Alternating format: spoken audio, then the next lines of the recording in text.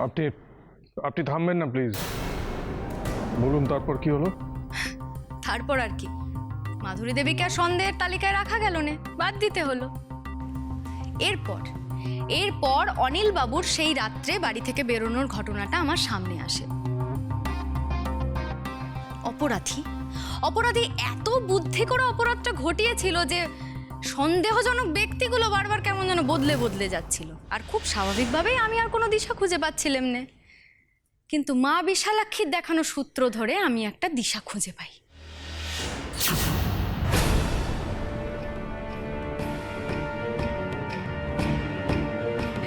এই বন্ধু, কি সূত্র গো, বলো না। আমি যখনই মাসিমাকে দেখি তখনই দেখি একটা নেকলেস, যার লকেটে জল করছে অসংখ্য হিরে আর মাঝখানে একটা লাল পাথর।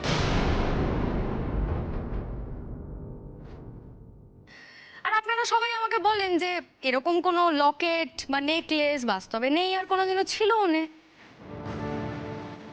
তখন আমি ভাবতে থাকলাম যে মা বিশালাক্ষী তো আমাকে মিছি কিছু দেখাননি, তাহলে আমি কেন দেখ। উনি যখন দেখিয়েছেন তখন তার পিছনে কোনো একটা কারণ আছে। আমি তখন ভাবতে থাকলাম যে মা আমাকে কিসের নির্দেশ দিচ্ছে, কোথায় বা সেই হিরে আর কোথায় বা সেই লাল পাথর। সত্যি কি ওই হিরে বসানো লকেটটা মায়ের ছিল? দেখুন, আমি তো আপনাকে বলেছি যে মা আমাকে প্রচন্ড ভালোবাসতেন, তাই ওনার সমস্ত গয়না কিন্তু আমি দেখেছি।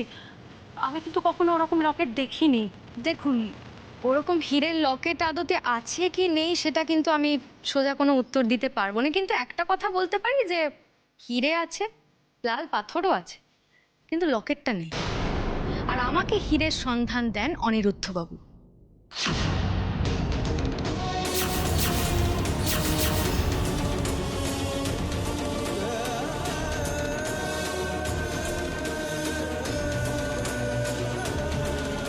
দাদা, দাদা, তুমি মানে তুমি? না না অনিকেত বাবু, আপনি আপনি ভুল করছেন, উনি নন। দেখুন, আমিও যে প্রথম দিকটায় ওনাকে সন্দেহ করিনি সেটা বললে ভুল কথা বলা হবে, কারণ আমি প্রথম দিকটায় কেমন একটা হয়ে গেছিলাম, আমি আসল দিশাটা খুঁজে পাচ্ছিলাম না। সবটাই কেমন যেন একটা জট পাকিয়ে গেছিল, তাই কাকে সন্দেহের তালিকায় রাখবো কাকে রাখবো না সেটা আমার পক্ষে বোঝাটা একটুখানি দুষ্কর হয়ে উঠেছিল। কিন্তু কিন্তু পরে বুঝলাম যে ওনার সম্পর্কে অনিল বাবু এবং মাধুরী দেবী যা বলেছেন তা একদম ঠিক। মাধুরী? মাধুরী কি বলেছে ওর নামে? না না নীলিমা দেবী, আপনি ঘাবড়াবেন না। মাধুরী দেবী যা যা বলেছেন একদম ঠিক বলেছেন, কোনো ভুল কিছু বলেননি, খারাপ কিছু বলেননি। অনিরুদ্ধবাবু মানুষটা একটুখানি বদমেজাজি, একটু রক চটা, কিন্তু মানুষটার মনের ভেতরটা ভীষণ নরম। উনি পরিবারের সবাইকে ভীষণ ভালোবাসেন, সবাইকে খুব যত্ন করেন, আগলে রাখেন, কিন্তু কিন্তু ওনার ধারণা হচ্ছে উনি নিজে সবাইকে বকাবকি করতে পারেন, কিন্তু বাইরের লোকের সামনে ওনার পরিবারের কাউকে উনি অসম্মান হতে দেন না। তাই আমরা যখন তদন্তের জন্য আপনাদের বাড়ি যাই তখন খুব স্বাভাবিকভাবেই উনি খুব রেগে গেছিলেন।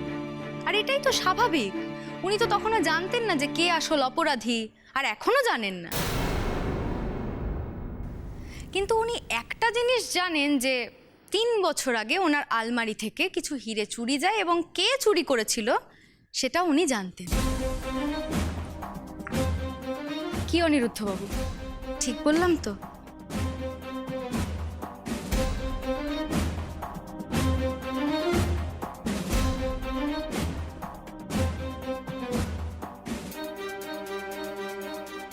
আমি এবার বাকিটাও বলি তাহলে, আমাকে ভুল হলে শুধরে দেবেন কেমন? সেদিন রাত্রি ইনকাম ট্যাক্সের লোকজন বাড়ি থেকে বেরিয়ে যাওয়ার পর হয়তো আপনার ঘুম আসছিল, আপনি জেগেছিলেন, আর তখন আপনি মাসিমার ঘরে কাউকে একটা ঢুকতে দেখেন।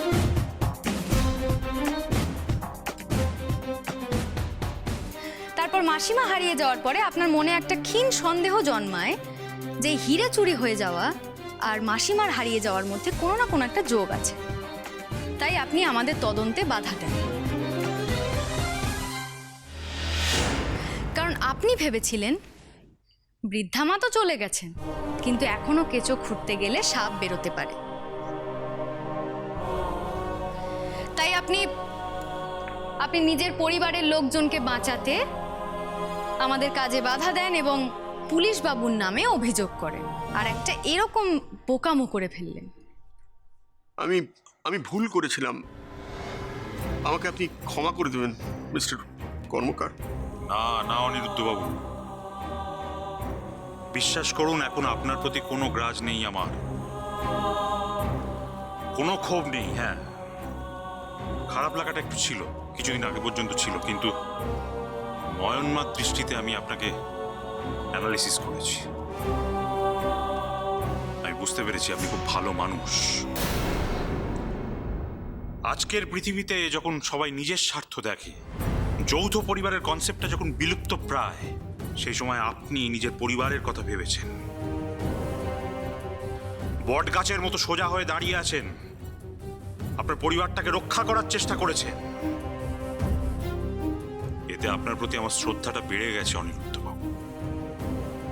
না হলে যে আপনি আমার এগেনস্টে কমপ্লেন করে আপনাদের বাড়িতে ঢোকা বন্ধ করে দিয়েছিলেন, এই কেসটা যাতে ক্লোজ হয়ে যাওয়ার চেষ্টা করেছিলেন, সেই আপনি আপনারই পরিবারের একজনকে বাঁচানোর জন্য তার রিকোয়েস্টে, আমি নামটা বলে দিচ্ছি, মাধুরী দেবী,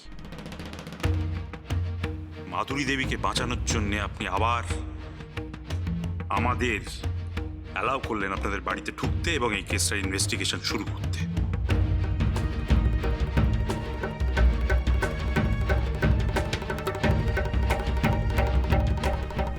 তাই আপনার উপর রাগ করার কোনো স্কোপ নেই অনিরুদ্ধবাবু, বরং আপনাকে শ্রদ্ধা করা যায়। কিন্তু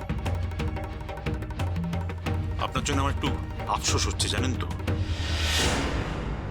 কারণ আপনি কুম্ভের মতো, একা কুম্ভের মতো নিজের পরিবারটাকে শেষ পর্যন্ত রক্ষা করার চেষ্টা করে চলেছেন। আপনি জানেন এতে আপনার বদনাম হতে পারে, দোষের ভাগী হতে পারেন আপনি, তবু নিজের কথা না ভেবে আপনি পরিবারের কথা ভেবেছেন। কিন্তু আপনি এটুকু বুঝতে পারেননি আপনার এই পরিবার হচ্ছে নকল গুঁদিকর। একে রক্ষা করার বৃথা চেষ্টা, শেষ রক্ষা যে কিছুতেই হবে না অনিরুদ্ধবাবু, কিছুতেই হবে না। কি দেখেছিলে রাতের বেলা? কে গেছিল মায়ের ঘরে? তুমি তো জেগেছিলে, বলো। আপনিও তো জেগেছিলেন নীলিমা দেবী।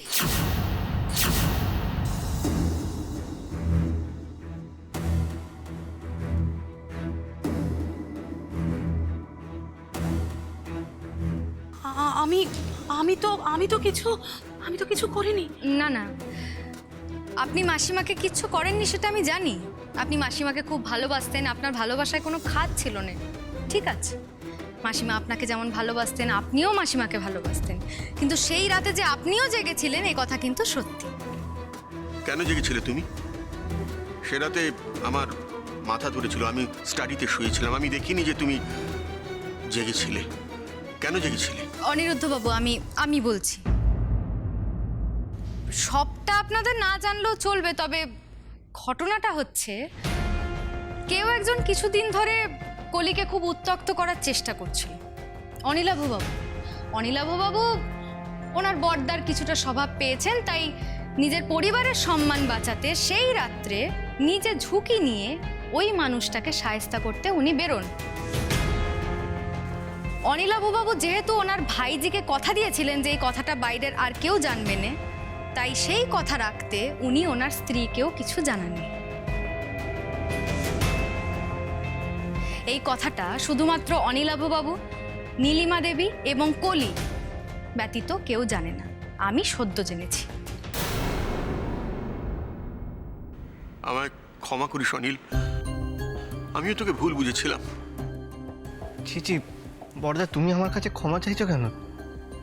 তোমাকে তো বাপ মানি না, তুমি আমার কাছে ক্ষমা চাইলে আমার পাপ লাগবে।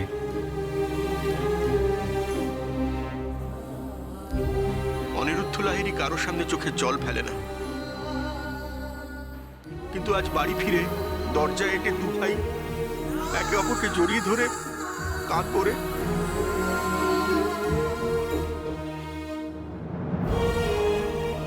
আপনি বলুন। তো যা বলছিলাম, অনিলাভ বাবুকে কিন্তু আমি খুব অনায়াসেই সন্দেহ করতে শুরু করে দিই, কিন্তু সেই মুহূর্তে কলি আমার কাছে ছুটে আসে এবং ওর ছোটকাকে বাঁচাতে আমাকে সবটা বলে। আমি কিন্তু তখনও কলিকে অবিশ্বাস করতে পারতাম, আমি কিন্তু পারতাম অনিলাভ বাবুকে অনায়াসে অপরাধী ভাবতে, কিন্তু মানুষটার মধ্যে এমন আমি কিছু পেলাম না যাতে ওনাকে অপরাধী ভাবা যায়। তাই খুব স্বাভাবিকভাবেই উনিও সন্দেহের তালিকা থেকে বাদ গেলেন। এদিকে হীরের কথা জানার পর আমি আর কোনো হীরে দেখতে পাচ্ছিলাম না, শুধু লাল পাথর দেখতে পাচ্ছিলাম। কিন্তু ওই লাল পাথরটা যে কি সেটাও আমি বুঝতে পারছিলাম না। গরিব ঘরের মেয়ে, ছোট থেকে কোনোদিনও অত হীরে জহরত দেখিনি। তবে হ্যাঁ, আমার বিয়ের পর আমার শ্বশুরমশাই আমাকে গয়না দিয়ে মুড়ে দিয়েছিলেন ঠিকই, কিন্তু ওই লাল পাথরটা যে আসলে কি সেটা আমি বুঝতে পারতাম না যদি না আমার যা আমার চোখ খুলে দিত।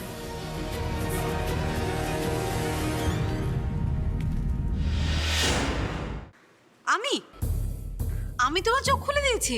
কখন? দিয়েছো বন্ধু, দিয়েছো, তুমি নিজেও জানো না। আচ্ছা, ওই পদ্যটার একবার বলো তো বন্ধু। কোনটা? আরে ওই যে বাড়ি ফেরার পরেই আমার যেটা শোনালে তুমি। ও, ওটা? হ্যাঁ, আমি পারবো, কিন্তু দেখুন অনেকদিন প্র্যাকটিসে নেই তো, তাই হয়তো একটু ভুল টুল হয়ে যেতে পারে। ঠিক আছে, আমি শুরু করছি। নমস্কার। কবিগুরু রবীন্দ্রনাথ ঠাকুরের। আর রঙ্গনা, তোমাকে আবৃত্তি করতে হবে না, তুমি শুধু কবিতার লাইনগুলো বলো।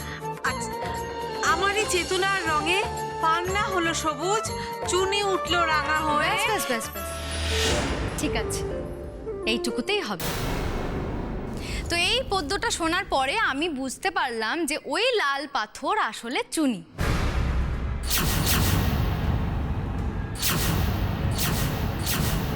এসবের সাথে ঠাম্মির হারিয়ে যাওয়ার কি যোগাযোগ?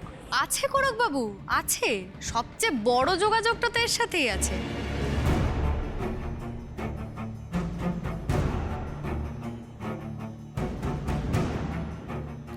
চুনি? এতক্ষণ কথা বলতে বলতে আমি এত ব্যস্ত হয়ে পড়েছিলাম যে আপনাকে ঠিকমতো খেয়াল করতে পারিনি।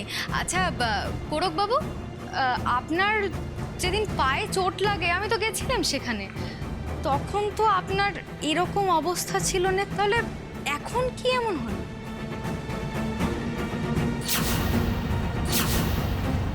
আর আপনার জামার ভিতরে ওখানটা একটা ব্যান্ডেজ দেখা যাচ্ছে, আপনার কাঁধে কি করে চোট লাগলো কোরক বাবু?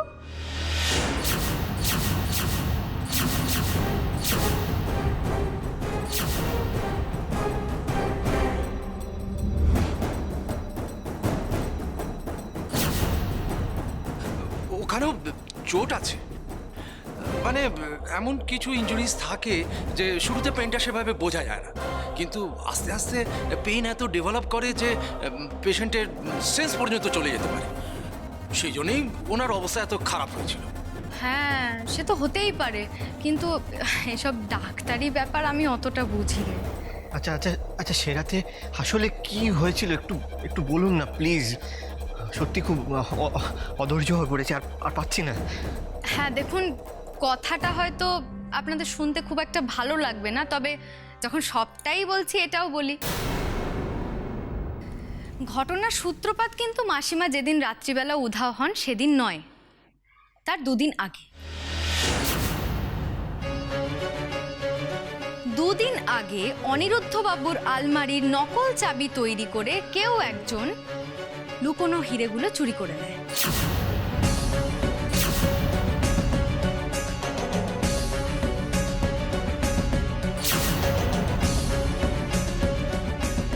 এদিকে ইনকাম ট্যাক্সের লোকজন আসবে বাড়ি, তছনছ করে খুঁজবে, তাই চোর ওই লুকোনো হিরেগুলো পকেটে করে নিয়ে ঘুরে বেড়ানো সাহস পেল না। কি করলো? রেড হবার দিন আগের রাতে মাসিমার ঘরে চুপি চুপি গিয়ে সেই লুকোনো হিরেগুলো মাসিমার খাওয়ার জলের গ্লাসের মধ্যে মিশিয়ে মাসিমাকে জোর করে খাইয়ে দিল।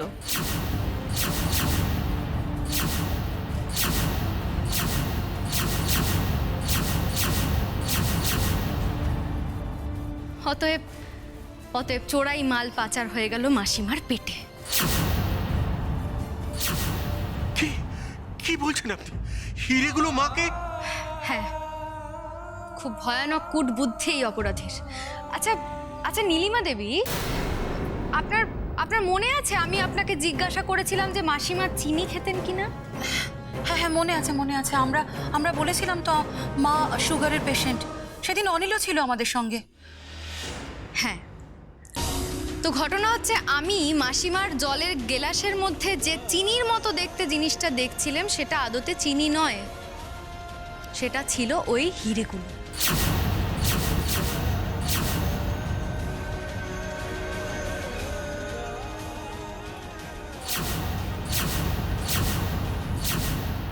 আমি তো তখন বুঝতে পারছিলাম না যে ওইটা আসলে কি, কিন্তু হিরে তো চলে গেল মাসিমার পেটে।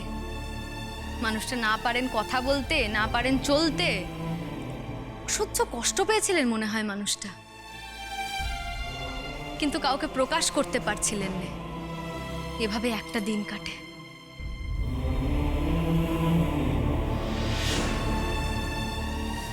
ইনকাম ট্যাক্সের লোকজন বাড়ি থেকে চলে যাওয়ার পর অপরাধী মাসিমার ঘরে যান এবং মৌমিতার সাহায্য নিয়ে মাসিমাকে গাড়িতে তোলে নিয়ে যায় বন্ধু ডাক্তারের নার্সিংহোমে।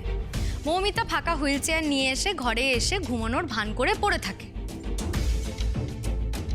ওদিকে মাসিমার পেট থেকে অপারেশন করে হিরেগুলো বার করা হয়,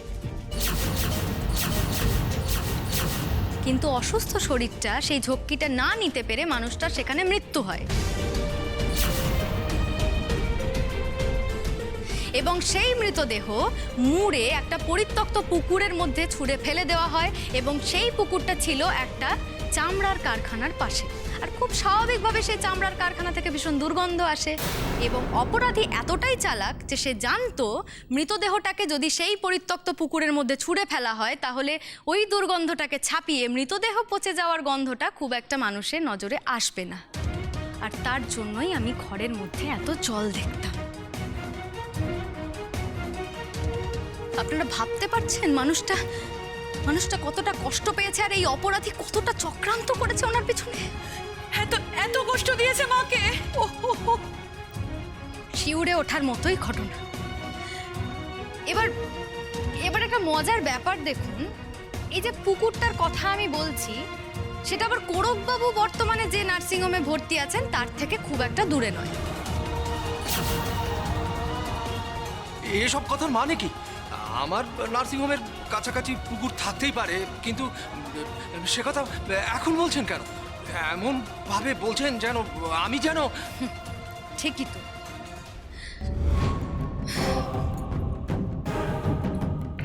এমন ভাবে বলছি যেন আপনিই জড়িত। আচ্ছা, কোরকবাবুকে কতদিন ধরে চেনেন আপনি? কোরককে মানে কোরক বাবুকে চিনি না তো। এই তো মানে দুদিন আগে ভর্তি হলেন, তার আগে ওনাকে দেখিনি। বুঝলাম। আচ্ছা, আপনারাই দেখুন এই ডাক্তারবাবু কোরকবাবুকে যেভাবে আগলাচ্ছে, আপনাদের মনে হয় যে ডাক্তারবাবুর সাথে কোরকবাবুর মাত্র দুদিনের আলাপ? আপনি মিথ্যা কথা বলছেন। আপনি কোরকবাবুকে বহুত দিন ধরে চেনেন।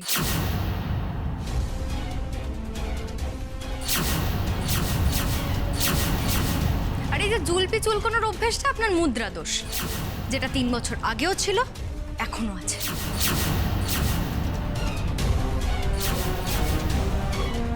আপনার জুলপির তলায় একটা জরুল আছে যেটা আগে দেখা যেত, এখন দেখা যায় না, কারণ সেটা দাড়িতে ঢাকা পড়ে গেছে। তার মানে এই লোকটা আমার মাকে খুন করেছে। আজ আমি ওকে। দাঁড়ান দাঁড়ান দাঁড়ান, উনি তো কেবল আরেকজনের হয়ে কাজ করেছেন মাত্র, আসল কারিগর তো অন্য একজন। কে আসল অপরাধী? বলো বলো কে আসল অপরাধী? এই যে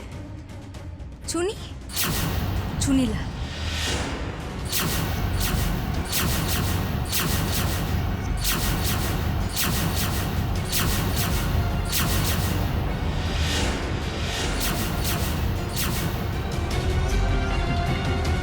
তাই নাকি? আপনি স্বপ্নে কি একটা চুনি না কি দেখলেন, আর আমার নাম যেহেতু চুনিলাল সেই জন্য আমাকে ক্রিমিনাল সাজিয়ে দিলেন। Is it so easy?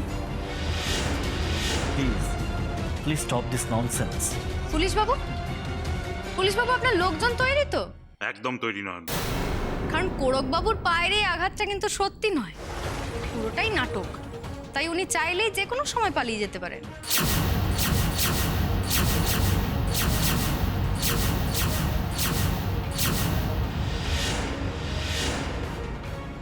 ভেতরে আসুন সবাই।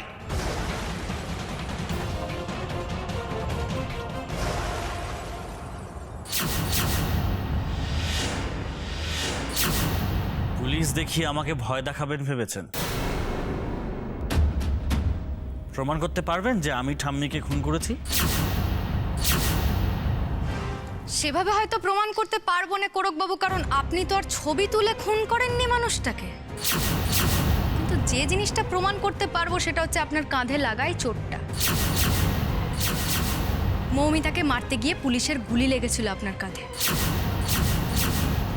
তাই না কোরকবাবু?